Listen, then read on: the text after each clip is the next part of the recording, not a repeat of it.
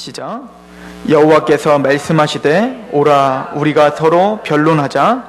너희의 죄가 주홍 같을지라도 눈과 같이 희어질 것이요 진홍 같을 붉을지라도 양털같이 희게 되리라.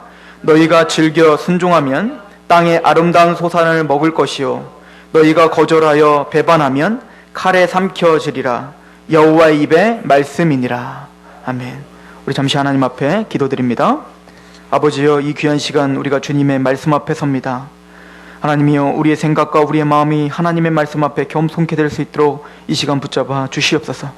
특별히 전하는 입술을 붙잡아 주셔서 하나님의 뜻 앞에 겸손케 될 수 있도록, 오직 하나님의 말만 전할 수 있도록 이 시간 이 입술을 붙잡아 주옵소서. 이 귀한 시간 듣는 사람과 전하는 사람 모두가 다 하나님 앞에 겸허하게 될 수 있게 하실 하나님을 찬양하오며 예수 그리스도의 이름으로 감사하며 기도하옵나이다. 아멘.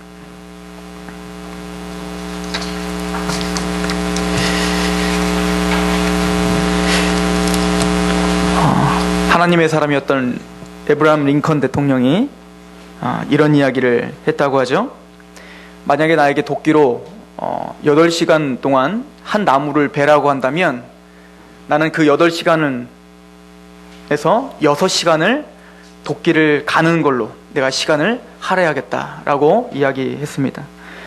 이렇게 이야기한 이유가 무엇입니까? 인생을 최선을 다해서 살고 열심히 살고 모든 것을 다 헌신하며 사는 것도 너무너무 중요합니다. 우리가 나무를 벨 때, 도끼질을 할 때 열심히 쉬는 시간 없이 최선을 다해서 앞만 보며 도끼질하는 거 너무 중요하지만 그 도끼가 무뎌져 있다면 그 수고는 헛것으로 돌아갈 수 있다는 거죠.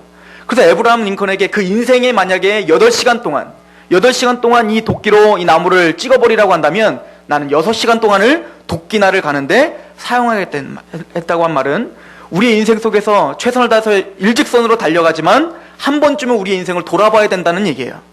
우리가 최선을 다해서 살고 열심히 살고 성실히 사는 것, 이거 참 훌륭한 일이고 좋은 일이면 저도 그렇게 살려고 부단히도 애를 쓰고 있지만 한 번쯤은 스톱해보라는 겁니다. 내 인생이 바르게 가고 있는 것인가? 내가 정말로 바르게 살고 있는 것인가?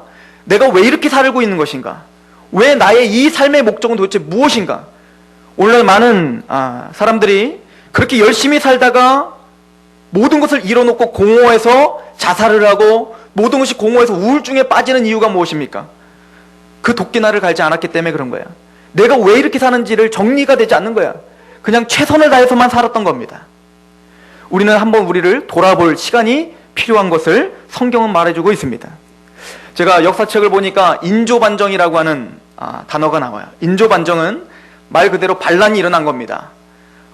조선시대, 조선 500년 동안 여러 반란들이 일어났어요. 그런데 다 반란이라는 이름을 정해졌는데 이 인조 반정은 반정이라고 이름을 바꿨습니다. 이게 뭐냐면 반란은 그대로 뒤집어 엎은 거예요. 혁명인 거죠. 근데 인조 반정은 바르게 바꿨다는 거예요.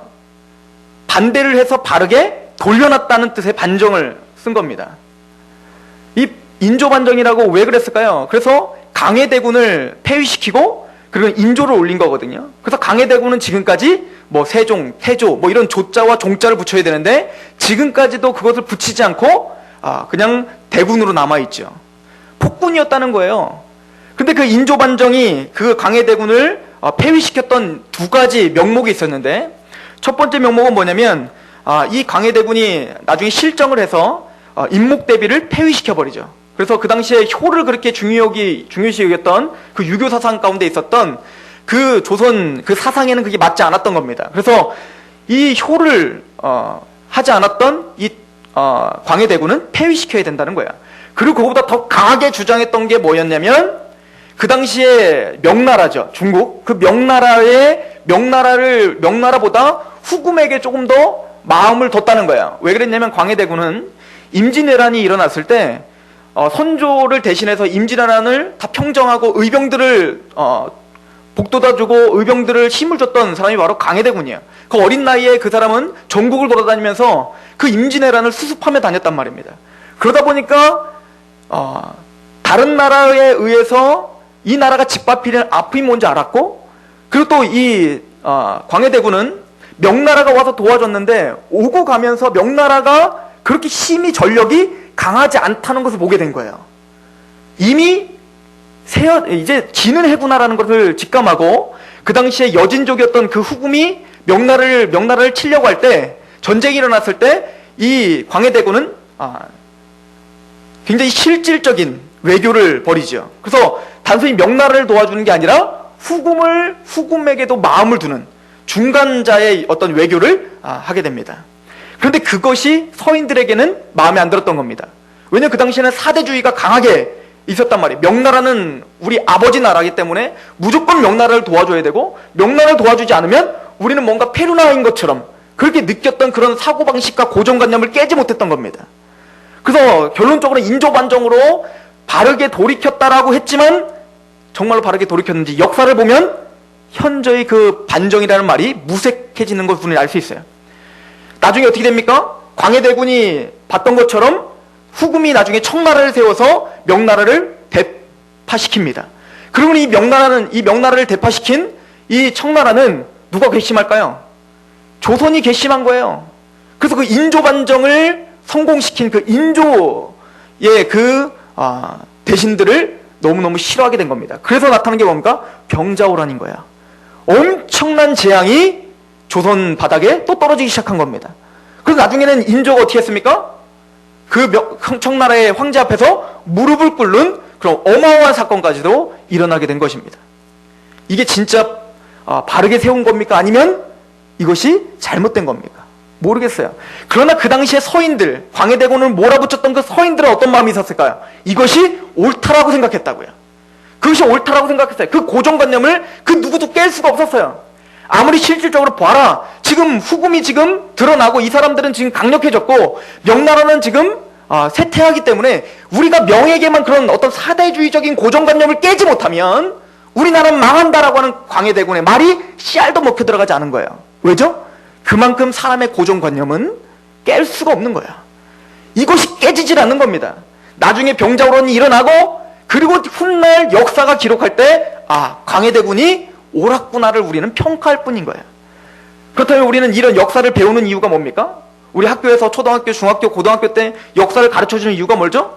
그 역사를 통해서 역사의식을 알고 원리를 깨달아 내가 앞으로 살아가는 동안에 그 역사의 잘못된 선택을 하지 않도록 우린 역사를 배우는 건데, 너무 재밌는 건 오늘날 정치를 봐도 그 역사를 아무리 가르쳐도 여전히 정치는 그 모양 곡골인 거죠. 이건 무슨 얘기입니까? 사람의 고정관념과 사람의 그 가치관을 바꿀 수가 없는 거예요. 나의 유익과 나의 이익, 지금 당장의 기쁨만 있다면 내 미래를 생각하지 못하는 것이 사람이라는 겁니다. 오늘 본문을 보십시오. 이사야서에 보면 하나님께서 오늘 18절에 하나님이 이스라엘 백성들에게 이렇게 말합니다. 여호와께서 말씀하시되 오라 우리가 서로 변론하자. 나랑 좀 얘기 좀 하자. 니들 생각에 그렇게 아집 가운데 그렇게 살지 말고 나랑 좀 얘기하자. 나는 너희를 천지를 창조한 하나님이다. 난 너희 아버지다. 그러니 이제 나랑 좀 얘기해 줘야 되지 않겠니? 너의 그 짧은 소견으로 그렇게 살아가지 말고, 너의 그 고정관념을 부실 생각을 하지 말고 좀 나랑 좀 이야기해서 무엇이 옳고 무엇이 그른지 좀 한 발자국 물러서서 객관적으로 너의 인생을 한번 돌아볼 필요 있지 않겠니? 우리는 그런 여유가 없는 거예요. 당장의 어떤 것을 쟁취하고자 하는 그 마음 때문에 당장 내가 한 발자국 물러서서 내 인생을 돌아보는 것, 이런 여유가 없이 우리는 살아온 거야. 주님은 거기에 브레이크를 밟기를 원하는 겁니다. 조금만 나랑 좀 얘기 좀 하자. 왜 너는 귀를 막고 입을 막고 그냥 네가 보는 것만 보고 사니? 그거 아니야. 나는 전 역사를 주관하는 하나님이지 않니? 그러니 내 얘기를 좀 들어라. 나랑 좀 이야기하자. 이것이 뭡니까? 지금 이스라엘 백성들에게 하는 하나님의 애타는 문두드림이에요. 그러나 너무 재밌는 건 이스라엘 백성들은 듣지 않아요. 이스라엘 백성들은 하나님을 믿는 민족인가 안 믿는 민족입니까? 믿는 민족이에요. 자기 민족 가운데, 조상 가운데 어떻게 하나님을 믿어서 홍해가 갈라졌는지 그 기적을 똑똑히 본 민족이라고요. 광야 40년 동안 걸어다니면서 하나님께서 주시는, 하나님이 기적적으로 주시는 만나와 메추라기와 물을, 반석에서 물이 나서 어떻게 하나님이 우리를 먹이시는지, 내가 하나 행하지 않아도 인간적으로는 죽을 수밖에 없는 광야인데 하나님이 40년 동안 기적적으로 우리 조상들을 어떻게 인도했는지 그렇게 듣고 믿고 하나님 앞에 그게 너무나 감사해서 예배를 드렸던 이스라엘 백성들인데, 그런데도 하나님과 이야기를 하지 않으려고 하는 거예요. 하물며 우리 민족이 어떻게 하나님과 이야기를 할 수 있겠습니까? 하물며 믿지 않는 사람들이 어떻게 하나님과 이야기하려고 하겠습니까? 너무나 더 놀라운 사실은 교회를 다니고 있는 우리조차 우리 아집에 딱 박히면 이젠 객관적인 선택을 상실해버려요. 그리고 우리는 뭡니까? 하나님의 음성을 듣기를 거부합니다. 왜? 부담스러우니까요. 내가 원하는 건 A인데 하나님한테 귀를 기울이면 자꾸 B를 하라고 할 것 같은 거예요. 내가 하기 싫은 걸 하라고 할 것 같은 거예요. 하나님이 아무리 아니야, 내가 하는 것이 훨씬 더 옳아, 지금은 그게 실패인 것 같지만 이것이 마침내는 너에게 승리를 주는 거야, 아무리 그렇게 속삭여도 그 귀 막으려고 하는 거야. 아니라는 거야. 내 뜻대로 살게 그냥 내비두시라는 거야.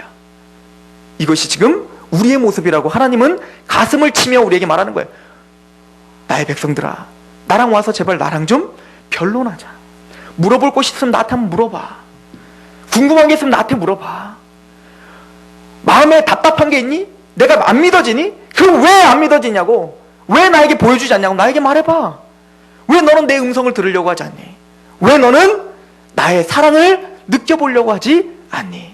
이스라엘 백성들에게 그렇게 오늘도 이야기하고 있는 것입니다. 지금 우리가 필요한 것은, 제가 사실은 이 제목은 예전에 제가 안철수 씨가 쓴 그 책에 있는 이제 감동을 받아서, 야, 이 사람 믿음이 없는 사람인데 어떻게 이렇게 살 수 있는지. 근데 제가 정치 얘기는 하지 않습니다. 지금 정치 얘기하는 게 아니야.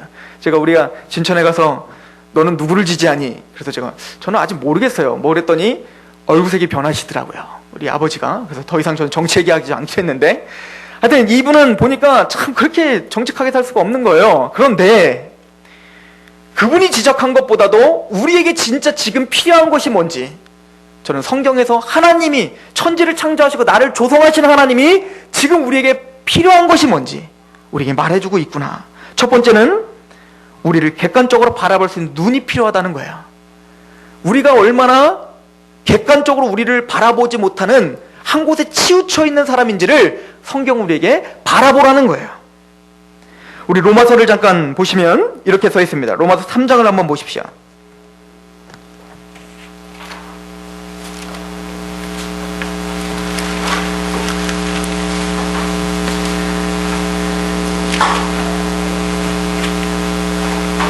로마서 3장 10절에 보면 이렇게 이야기를 합니다.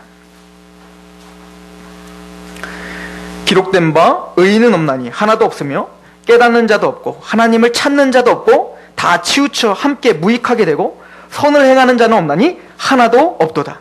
그들의 목구멍은 열린 무덤이요 그 혀로는 속임을 일삼으며 그 입술에는 독사의 독이 있고. 의인은 없으며 하나도 없고 우리 모두가 죄인이고 이대로서 우리는 다 지옥불에 떨어질 수밖에 없는 그런 상황이다. 아무리 그렇게 이야기해도 뭐라 그래요? 깨닫는 자가 없고 하나님을 찾는 자도 없다. 이것이 결론이라는 거예요.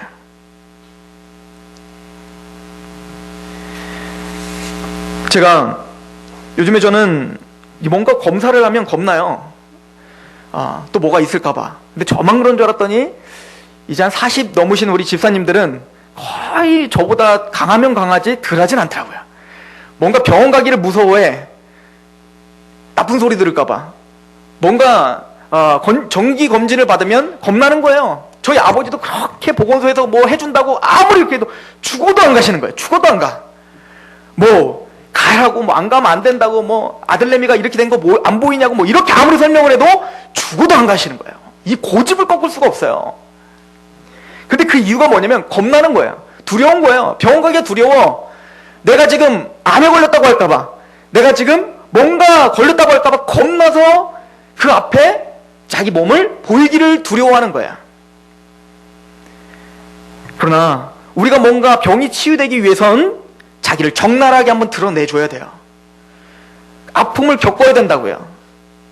당신은 지금 어디가 아픕니다. 그때는 가슴이 철렁하지만 그 아픔을 한번 견뎌야 된다고요. 그렇게 해서 의사에게 자기 몸을 어떻게 해야 됩니까? 의탁해야 돼요. 그래서 그 의사가 하라는 말을 그대로 들어야 돼요. 왜요? 그는 전문가이기 때문에 그래요. 마찬가지로 우리의 인생, 우리의 인생을 그냥 눈 가리고 아웅하면 안 된다는 거예요. 너희는 죄인이기 때문에 죄가 있으면 영원한 지옥에 간다. 아니야, 그럴 리 없어. 아닐 거라는 거야. 근데 하나님은 계속 우리에게 말하는 겁니다. 아니야, 나랑 좀 변론 좀 하자. 너는 너의 고정관념을 깨지 못하는구나. 우리 인생의 전문가이시고 우리를 만드신 하나님이 오늘 우리를 초청합니다. 너의 인생을 나의 말씀에 맞추어라. 그의 나라와 그의 의를 구하라. 그리하면 모든 것을 더하리라. 건강, 물질적인 축복, 가정의 갈등, 이 모든 것들이 그것 자체가 문제가 아니라 내가 너를 지금 부르는 음성인 줄 알아라. 이것이 지금 하나님이 우리를 부르시는 목적입니다. 즉 하나님과 대화가 필요하다는 거예요. 지금 우리에게 필요한 건 우리의 모습을 바라보고 하나님과 하나님께 나아가 대화가 필요하다는 거예요. 하나님의 음성을 한 번쯤 들어볼 기회가 필요하다는 것입니다. 오늘 이사야서 본문을 한번 보십시오. 오늘 본문에 보시면 1장 3절에 보면 이렇게 이야기를 해요.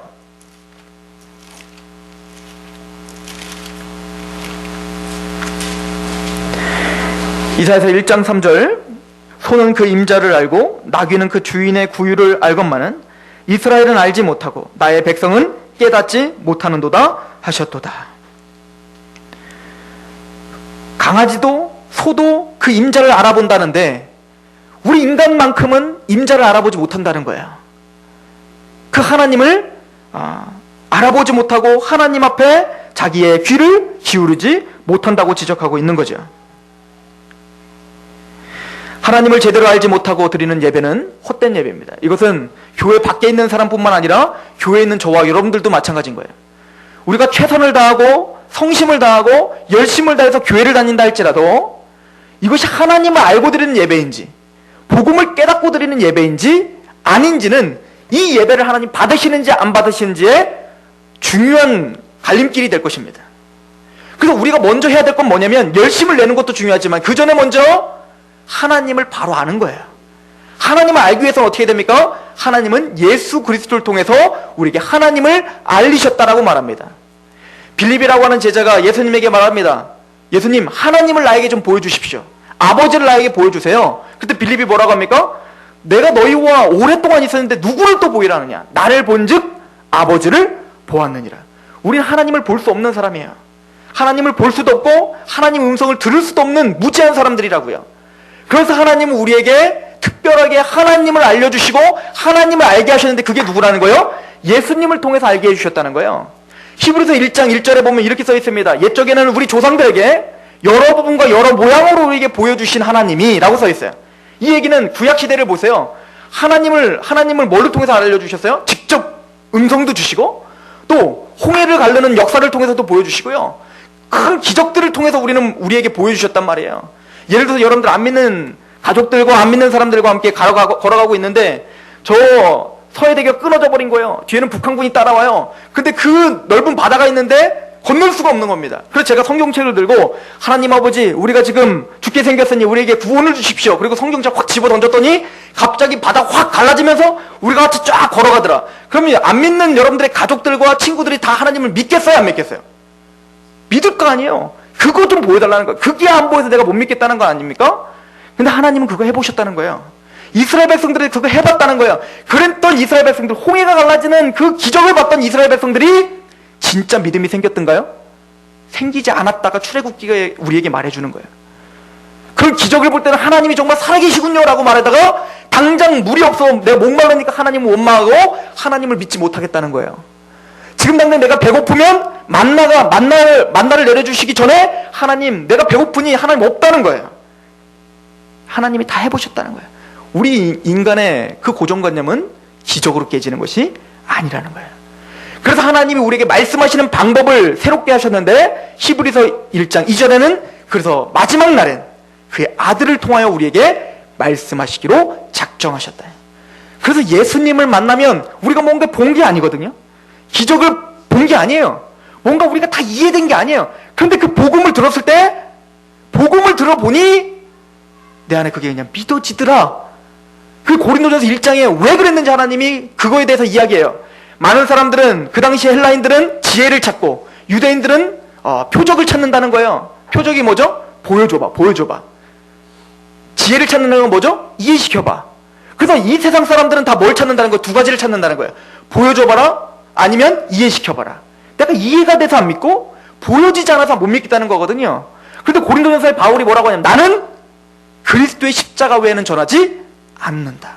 그래서 놀라운 일이 벌어졌는데, 똑같이 들었는데 어떤 사람들은 뭔가 보지도 않고 이해가 되지 않았는데 그 말씀이 그냥 믿어지더라. 하나님은 고린도서 1장에 이렇게 써 있어요. 일부러 그러셨다는 거예요. 전도에 미련한 것을 통하여 너희가 구원받는 것은 너희의 똑똑함 때문에 구원받는 것이 아니요, 뭔가를 봐서 내가 뭔가 특별한 사람이구나 이래서 믿는 것이 아니요, 그냥 믿어졌구나, 하나님의 은혜구나, 하나님께만 영광을 돌려야 되는 거구나를 알게 하시기 위하여, 그 교만을 꺾기 위하여 하나님 일부러 복음에 미련한 것으로 우리를 구원시키러 작정하였다고 우리에게 선포하고 있는 것입니다. 예수님을 보면 하나님이 누구신지를 볼 수 있다는 거예요. 그래서 우리는 성경을 보는 겁니다. 왜요? 예수님을 보기 위해서요. 고린도전서 13장에 보면 사랑은 오래 참고 시기하지 아니하고 온유하고, 이게 다 뭐죠? 우리가 그렇게 사랑해야 된다는 건데 우린 그렇게 사랑 못해요. 예수님이 그 사랑을 우리를 통해서 우리에게 보여주셨다고요. 예수님을 통해서 사랑이 뭔지를 보게 된다고요. 하나님이 나를 어떻게 하나님이 나를 오래 참는 사랑으로 삼아주셨구나, 하나님 나를 온유함으로 받아주셨구나, 하나님이 나를 그렇게 시기하지 않고 나를 위해 그렇게 헌신하심으로 나를 사랑하셨구나. 예수님의 십자가를 통해서 우리는 하나님을 볼 수 있다는 것입니다. 또한 하나님을 볼 수 있는 방법은 예배와 말씀과 기도와 교제예요. 예배를 드리면서 하나님을 만날 수 있어요. 말씀을 통해서 우리는 하나님을 봅니다. 기도할 때 하나님이 반드시 우리에게 마음의 음성을 주십니다. 또 성도들끼리 교제할 때 하나님의 놀라운 역사를 발견합니다. 저는 그걸 알아요. 제가 아무리 복음의 능력에 대한, 말씀의 능력에 대한 설교를 100번, 1000번 할지라도 그거보다 더 능력 있는 건 우리 저기 박성호 형제와 우리 김용근 성도님 앉아있는 게 그게 메시지예요. 기적이잖아요. 어떻게 저 사람들이 저기 앉아있을 수 있습니까? 기적인 거예요, 기적. 즉 이런 교제가 필요하다는 거예요. 하나님이 저에게 역사한 것처럼 나에게도 역사하고 내 가족에게도 역사하시는구나. 성경에서 아브라함에게 그렇게 역사하신 것처럼, 야곱에게 그렇게 역사하신 것처럼 나에게도 그렇게 역사하시는구나. 이렇게 우리는 믿음을 배워가고 있는 거예요. 하나님을 그렇게 알아가고 있는 것이라고 말합니다. 세 번째는, 우리에게 지금 필요한 것은 하나님의 은혜에 감사하는 것입니다. 한번 보십시오. 우리 이사야서 1장 우리 18절에서 20절 다시 한번 읽어보시면, 같이 한번 읽어봅니다. 본문입니다. 시작. 여호와께서 말씀하시되, 오라 우리가 서로 변론하자. 너희의 죄가 주홍 같을지라도 눈과 같이 희어질 것이요 진홍 같을지라도 붉을지라도 양털같이 희게 되리라. 너희가 즐겨 순종하면 땅의 아름다운 소산을 먹을 것이요 너희가 거절하여 배반하면 칼에 삼켜지리라. 여호와의 입의 말씀이니라. 아멘. 우리의 죄가 아무리 진홍 같을지라도, 하나님과 변론하며 하나님 앞에 음성을 듣기로 결정한 사람들은, 그래서 그분을 믿게 되고 그분을 만나게 되면 우리의 죄가 흰 눈과 같이 희어지게 될 것이다. 우리의 죄를 다 사해 주실 거라는 거야. 더 나아가서 그 말씀으로 복음으로 우리가 하나님을 믿고 돌이킬 뿐만 아니라 그 하나님의 말씀이 나의 인생의 등불이요 내 인생의 빛이라고 믿고 그렇게 따라가는 자에겐 땅의 아름다운 소산우를 먹게 될 것이다. 이것은 하나님의 약속입니다. 이 약속 때문에 우리는 감사하셔야 돼요. 왜냐하면 하나님은 우리의 아버지시라는 이야기예요. 우리 1장 2절을 다시 보시면, 하늘이여 들으라, 땅이여 귀를 기울이라. 여호와께서 말씀하시기를 내가 자식을 양육하였거늘. 하나님은 우리를 뭘로 생각하신다고요? 자식으로 생각하신다는 거야. 자녀로 생각하신다는 거야. 그래서 우리에게 말귀를 좀 알아들으라고 이렇게 끊임없이 우리에게 말을 하고 있는 거야. 잠언서 13장 24절에 보면, 매를 아끼는 자는 그의 자식을 미워함이라. 자식을 사랑하는 자는 근실이 징계하느니라. 가끔 저희 아내가 저희 아들을 야단쳐요. 저희 아들을 야단칠 때 저는 잘 못하는데 저희 아내는 잘해요. 엄마들이 잘하나 봐요. 이런 걸. 굉장히 호되게 야단을 쳐요. 근데 그걸 보면 저는 마음이 무너지죠. 진짜 막 옛날에 내가 엄마한테 혼났던 게 생각이 나면서 그냥 막 북받치고 쟤 얼마나 속상할까. 그런데 그것을 말릴 수가 없어요. 왜냐하면 그것이 옳다는 걸 우리는 알고 있기 때문에 그래요. 그 아이를 위해서는 그렇게 근실하게 어떻게 해야 됩니까? 야단을 쳐야 돼요. 그의 인생을 지금 그 꼬마 아이는 이해하지 못해서 야단을 치면 그것 자체가 그냥 속상해서, 저는 예전에 야단 맞을 때 이런 생각까지 했어요. 우리 부모가 맞나? 주워온 거 아닌가? 왜 내가 사달라는 거 안 사주냐 이거죠. 분명히 나는 정격 제트 그 작전 그 자동차를 사달라고 했는데, 나는 우레메를 사달라고 했는데 왜 우리 엄마는 우레메를 사주지 않고, 우레메 뭔지 아십니까? 우리 꼬맹이? 모르죠? 우레메를 모르고 왜 우레메를 사주지 않고 오늘 과일 같은 것만 사주냐 이거예요.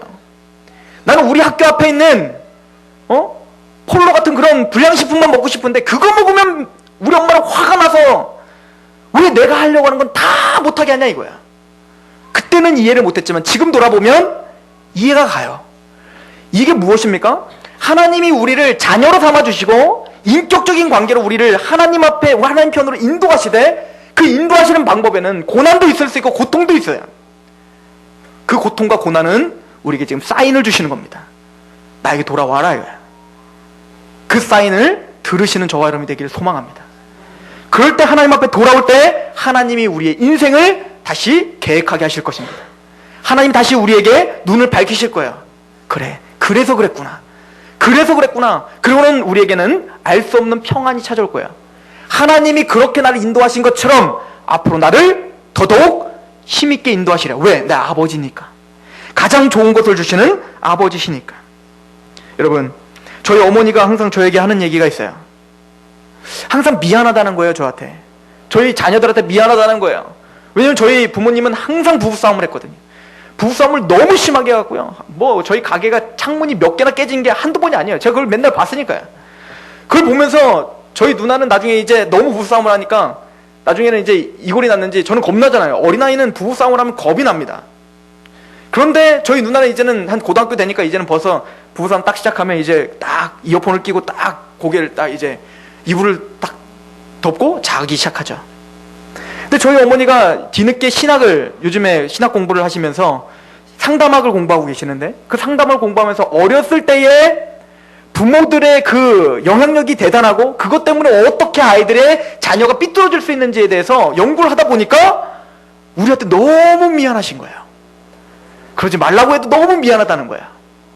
한 번은 울면서 저희 큰 누나한테 너무 미안하다고 하더라고요. 왜냐면 큰 딸이기 때문에 기대감도 컸던 것만큼 그만큼 닥달했기 때문에 너무 미안하고 울면서 그래요. 그러면서 한마디 꼭 해요. 야, 니들이 그래도 이렇게 살아가는 거 주님의 은혜다야.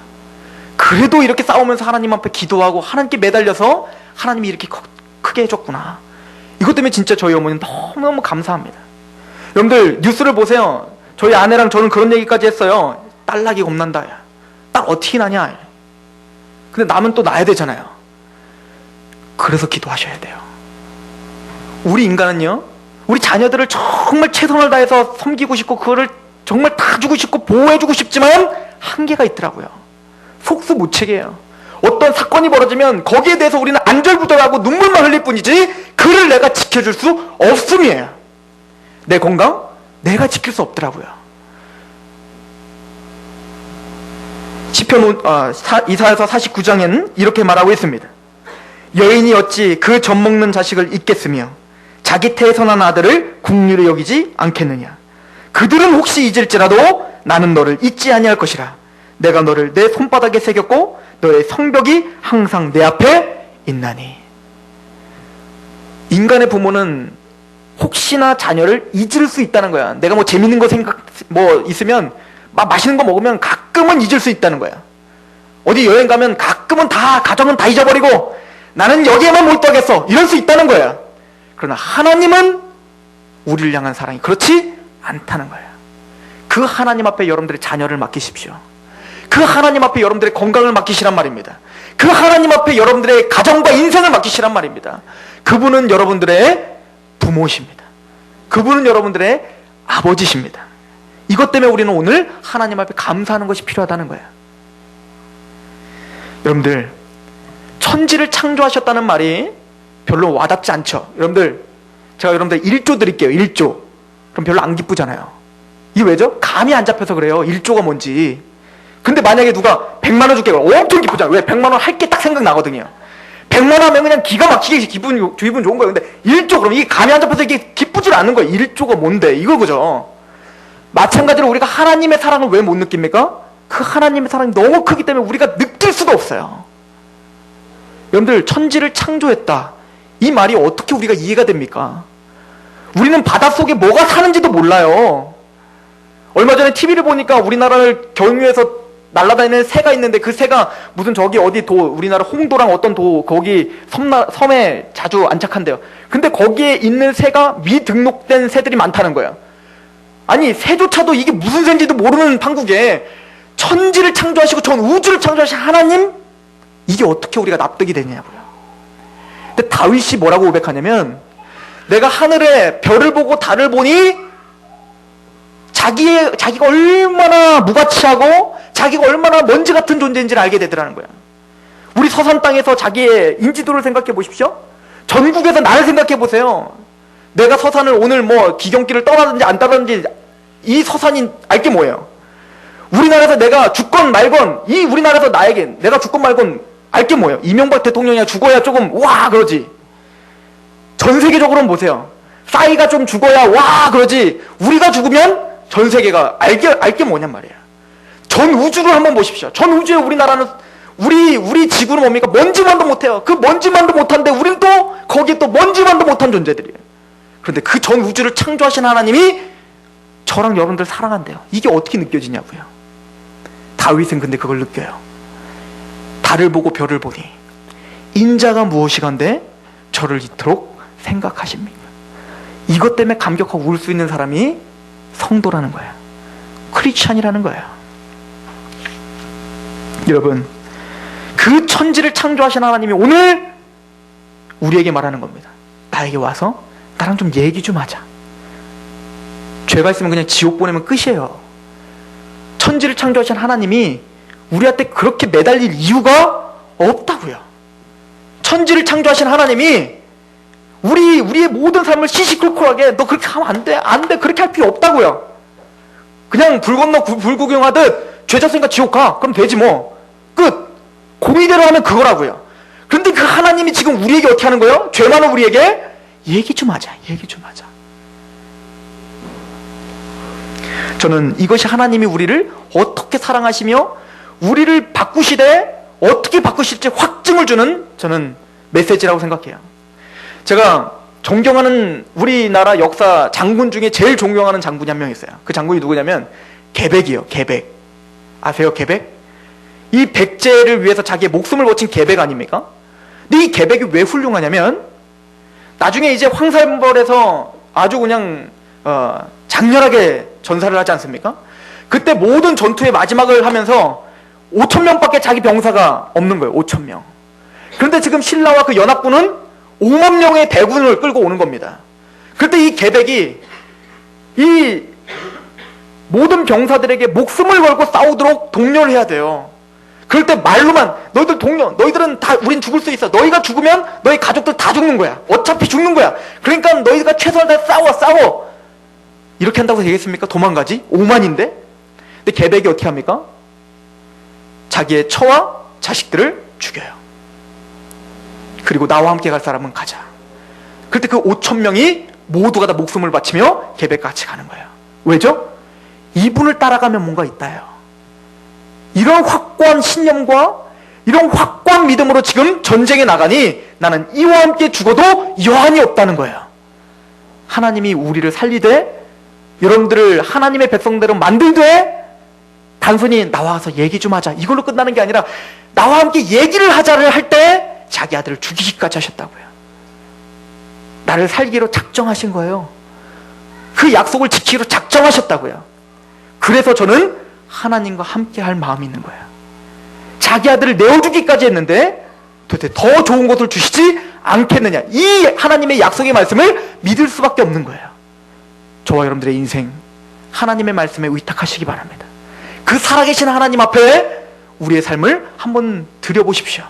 반드시 하나님은 저와 여러분들을 붙잡으십니다. 반드시 저와 여러분들을 승리하게 하십니다. 기도하겠습니다. 아버지 하나님, 너무나 감사합니다. 우리는 우리의 아집과 우리의 죄대한 그런 무지함으로 오늘도 하염없이 우리의 이기적임을 가지고 살아가는 자들입니다. 하나님의 자녀로 삼기 위하여 자기 아들을 내어주시고 자기 아들을 죽이기까지 하시는 하나님, 이게 말이 되는 소리입니까? 천지를 창조하시고 저 달과 별을 만드신 하나님이 인자가 무엇이간데 저를 이토록 사랑하시며 우리에게 끊임없이 대화하자 말씀하십니까? 오늘 하나님의 말씀 앞에 귀를 기울여야 하오니 우리의 인생을 붙잡아 주시옵소서. 우리의 삶을 붙잡아 주시옵소서. 하나님의 말씀 앞에 우리의 모든 것을 내어놓게 하여 주시옵소서. 그렇게 하시는 하나님을 찬양하며 예수 그리스도의 이름으로 감사하며 기도하옵나이다.